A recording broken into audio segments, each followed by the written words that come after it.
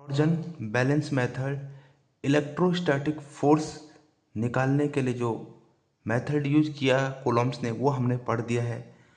अब उससे जो लॉ बना वो कूलॉम्स लॉ क्या है उस पर डिस्कस करते हैं कि कूलॉम्स लॉ क्या। तो कूलॉम्स ने क्या बोला वहां पे, according to Coulomb's law the force between two stationary point charge is directly proportional to the product of their charges and inversely proportional to square of the distance between them and the direction of force act along the line joining the two charges। तो यहाँ पे साफ साफ कहना है कि दो charge Q1 और Q2 जब एक r डिस्टेंस पे फिक्स हैं, उनका मैग्नीट्यूड Q1 और Q2 है, तो ये वाला जो चार्ज है ये इस पे फोर्स लगाएगा इस डायरेक्शन में, और ये इस पे क्या लगाएगा, इस डायरेक्शन में फोर्स लगाएगा। यदि दोनों पॉजिटिव हों तो हम इन दोनों को पॉजिटिव ही मान रहे हैं। तो 2 का 1 पे जो फोर्स है वो इधर होगा और 1 का जो 2 पे है वो इधर फोर्स होगा।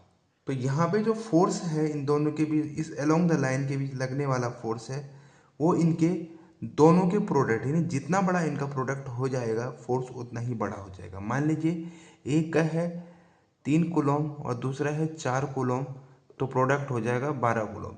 ऐसे ही 5 कूलॉम 4 कूलॉम तो प्रोडक्ट हो जाएगा 20 कूलॉम। इसी तरह से 6 कूलॉम और 4 कूलॉम 24 कूलॉम हो जाएगा। अब साइन उसका पॉजिटिव और नेगेटिव कुछ भी हो सकता है, तो जितना बड़ा इसका प्रोडक्ट होगा फोर्स उतना ही बड़ा होगा। Inversely proportional to square of the distance, यानी डिस्टेंस अगर बढ़ गई, इनके बीच का डिस्टेंस बढ़ जाएगा, ये इंक्रीज हो जाएगा, तो ये फोर्स अपना आप ही क्या हो जाएगा, डिक्रीज कर जाएगा। इसीलिए क्योंकि इनवर्सली प्रोपोर्शनल है। अगर r जो है 2 बढ़ जाता है तो इसका मतलब F1/4 हो जाएगा, क्योंकि स्क्वायर टर्म्स है यहाँ पे। उसी तरह से यहाँ पे जब दोनों को कंबाइन करेंगे तो F Q1 Q2/r², और एक प्रोपोर्शनलिटी कांस्टेंट जब हम प्रोपोर्शनल को हटाएंगे तो उसको कहते हैं K, और ये K क्या है, एक इलेक्ट्रोस्टैटिक कांस्टेंट है। ये क्या है, एक इलेक्ट्रोस्टैटिक कांस्टेंट। तो यहाँ पे जो K की वैल्यू है वो K की वैल्यू क्या है, 1/4 pi epsilon not r Q1 Q2/r², और इसी को हम कहते हैं general form of Coulomb's law. हम कई बार ये चीज भी पढ़ते हैं कि F = 1/4 pi epsilon Q1 Q2/r², इसी को हम कूलॉम्स लॉ मान लेते हैं। लेकिन ये सिर्फ किसके लिए है, एयर और वैक्यूम के लिए। ये एयर या वैक्यूम के लिए है सिर्फ, बाकी जनरल यहाँ पे एप्सिलॉन और आर की वैल्यू चेंज होते ही एफ की वैल्यू चेंज होती चली जाएगी। और के की जो वैल्यू है वो है 1/4 pi epsilon naught into epsilon r. Epsilon r अगर 1 है तो इसका मतलब है वैक्यूम है।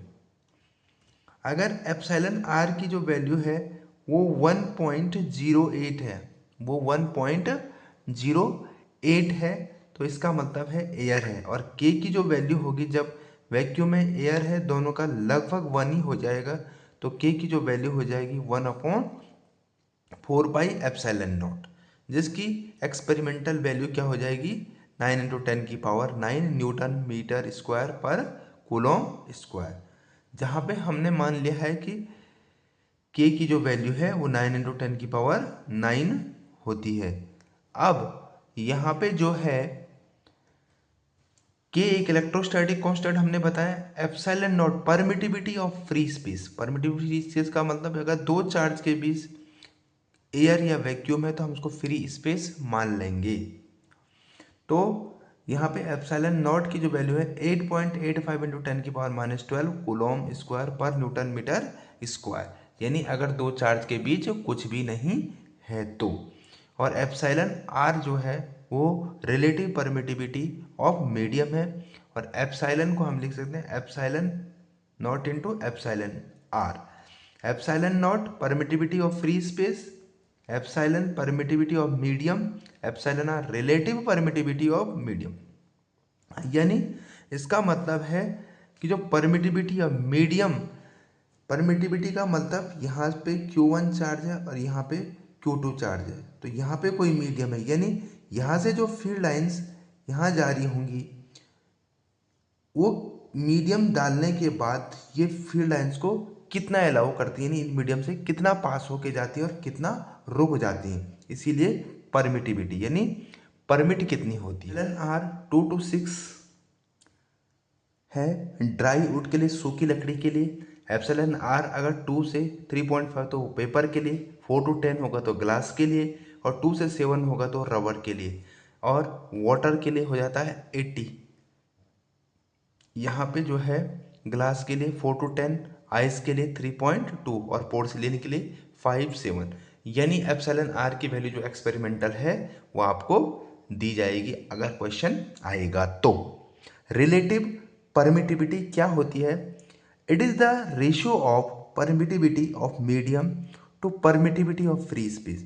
यानी अगर हम यहाँ पे देखें दो चार्ज अपने पास Q1 और Q2 है, अगर यहाँ पे खाली एयर है तो एप्सिलॉन नॉट हो जाएगा, और इसके बीच हमने कुछ मीडियम डाल दिया, ग्लास डाल दिया, पेपर डाल दिया, रबर डाल दिया, तो उसका मीडियम क्या हो जाएगा?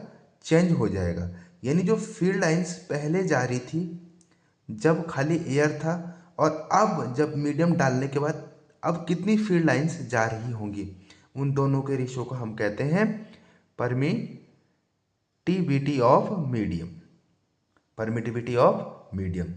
यानी इसका मतलब है कि अगर जब एयर था तब 100 फील्ड लाइंस जा रही थी, और जब हमने मीडियम डाल दिया तब 90। अगर 90/100 कर दें तो 0.9 हो जाएगा। यानी इसकी वैल्यू मीडियम के बढ़ाने पे क्या हो जाएगी? बढ़ती चली जाएगी, और घटाने पे घटती चली जाएगी। यानी एप्सिलॉन आर अगर इंक्रीज होगा तो material reduces the electric field, यहाँ से जो फील्ड लाइंस है वो कम हो जाएंगी। अब हमारे पास है रिलेटिव परमिटिविटी और इसका डायमेंशन। तो आपको ये पता है कि F इक्वल टू होता है 1/4 pi epsilon naught epsilon r Q1/Q2, Q1 Q2/F into r square. तो यहाँ पे चार्ज क्या होता है? Q equal to I into t, यानी एम्पियर इंटू टाइम, यानी AT हो जाएगा, AT into AT upon force हो जाता है mL/2 और AR/L² हो जाएगा। तो यहाँ पे जो डायमेंशन बनता है वो क्या बनेगा? m⁻⁻1 L⁻⁻3 A² और T⁻4। तो ये हो जाएगा एप्सिलॉन आर की डायमेंशन, और इसकी डायमेंशन क्या हो जाएगी? सेम हो जाएगी, इसलिए ये क्या हो जाएगा? एक कांस्टेंट वैल्यू हो जाएगी, यानी इसकी कोई डायमेंशन नहीं होगी, क्योंकि एक प्योर नंबर हो जाएगा। ये एप्सिलॉन आर यहाँ पे हो जाएगा। तो और एप्सिलॉन आर की जो वैल्यू हो जाएगी वो एप्सिलॉन इंटू एप्सिलॉन नॉट, और यहाँ पे अगर हम एप्सिलॉन आर की डायमेंशन देखें तो वो ये हो जाएगी। ओके, तो इसके बाद हमारे पास जो नेक्स्ट पॉइंट है वो है minimum force between two charges. दो चार्ज के बीच फोर्स कब मिनिमम होगा, यानी कब कम से कम फोर्स आएगा। तो फोर्स सबसे कम कब आएगा वो देखते हैं। यानी चार्ज की जो मिनिमम वैल्यू होगी वो क्या होनी चाहिए? सबसे कम। तो सबसे कम कब आएगा? जब Q की वैल्यू इलेक्ट्रॉन, Q1 की वैल्यू भी इलेक्ट्रॉन के चार्ज के बराबर होगी, और Q2 की वैल्यू भी इलेक्ट्रॉन के चार्ज के बराबर होगी। और इसको हम क्या लिख लेते हैं? Q K, और R इक्वल टू हो जाएगा 1 मीटर। तो यहाँ पे हो जाएगा ये Ke² बन जाएगा। तो जो मिनिमम फोर्स हो जाएगा वो हो जाएगा Ke²। जो हमारा टॉपिक है वो है प्रॉपर्टी ऑफ कूलॉम्स लॉ, यानी कूलॉम्स लॉ की जो प्रॉपर्टी होगी वो क्या होगी, इसके गुण क्या हो सकते हैं। तो पहला गुण जो है इसका वो क्या है कि भाई ये फोर्स जो है अलोंग द लाइन लगेगा हमेशा, यानी जो टू चार्ज है उसको इधर धकेलेगा और Q1 उसको उधर धकेलेगा। अगर ये दोनों पॉजिटिव है। अगर ये दोनों पॉजिटिव और निगेटिव होंगे तो दोनों क्या करेंगे, आपस में एक दूसरे को अट्रैक्ट करेंगे, और अगर दोनों निगेटिव हुई तो भी एक दूसरे को क्या करेंगे, रिपेल करेंगे। तो direction always along the line joining the two charges, दो चार्जों के बीच जो लाइन जा रही है वो फोर्स की डायरेक्शन क्या होगी, उसी के अलोंग होगी। आप देख रहे हैं एक फोर्स का जो मुंह है वो इधर है और दूसरे का इधर है, इसलिए इनका अपोजिट क्या कहलाएंगे, अपोजिट फोर्स। बट इनका जो मैग्नीट्यूड है, परिमाण है, वो दोनों क्या हो जाएंगे, बराबर ही आएंगे वैल्यू। दूसरा पॉइंट है, तीसरा पॉइंट है this law follow action reaction, और इसी को हम एक्शन रिएक्शन पे, यानी ये चार्ज इस पे जितना फोर्स लगाएगा उतना ही फोर्स ये क्या लगाएगा, इसी पे लगाएगा। तो दोनों फोर्स, नेट फोर्स क्या हो जाएगा, जीरो। इसीलिए अगर हमें पूछा जाता है कि ये वाला चार्ज, अगर मेरे पास दो चार्ज हैं, एक 1 कूलम और दूसरा 5 कूलम, अगर हमें बोला गया है कि 5 कूलम का जो चार्ज है वो 1 कूलम पे मान लीजिए 5 न्यूटन का फोर्स लगाता है, तो 1 कूलम का कितना लगाएगा, तो वो भी उतना ही लगाएगा, क्योंकि ये 5 न्यूटन का जितना होगा उतना ही वो फोर्स लगाएगा, तभी ये एक्शन रिएक्शन होगा, यानी न्यूटन के थर्ड लॉ को फॉलो करेगा। नेक्स्ट है force between two charges is independent of the other charged but net force is increasing. यानी अगर मैं कहूँ कि दो चार्ज अपने पास Q1 और Q2 हैं, तो इनके बीच अभी जो फोर्स लग रहा होगा उसका मैग्नीट्यूड जितना आएगा वो क्या आएगा, के Q1 Q2 upon are square. अब मान लीजिए थर्ड चार्ज यहाँ पे आएगा, तो ये थर्ड चार्ज, अब ये Q1 भी इस पे फोर्स लगाएगा और Q1 Q2 भी फोर्स, तो अब Q1 और Q2 के बीच का फोर्स चेंज नहीं होगा, वही रहेगा, और Q1 और Q2 का जो अपना Q1 और Q3 के बीच भी जो अपना फोर्स होगा रहेगा, लेकिन नेट फोर्स क्या हो जाएगा, जैसे यहाँ पे Q2 और Q3 के बीच अपना जो फोर्स है वही रहेगा, Q1 और Q3 के बीच जो फोर्स है वो फिक्स रहेगा, यानी ये इस फोर्स को अफेक्ट नहीं करेगा और इसको अफेक्ट नहीं करेगा, लेकिन जो नेट फोर्स है वो क्या हो जाएगा, वो बढ़ जाएगा। ओके, नेक्स्ट यानी फिफ्थ पॉइंट है, it is central force called electrostatic force, यानी ये सेंट्रल फोर्स है। सेंट्रल फोर्स हमेशा सेंटर की तरफ लगने वाला फोर्स होगा, यानी अगर हम यहाँ पे देखें तो सेंटर मतलब कोई भी पार्टिकल ऐसे चलता है तो फोर्स उस पर हमेशा सेंटर की तरफ, इसीलिए इसको क्या बोलते हैं, सेंट्रल फोर्स। नेक्स्ट पॉइंट है, it SI unit of Newton और किलोग्राम मीटर पर सेकंड स्क्वायर।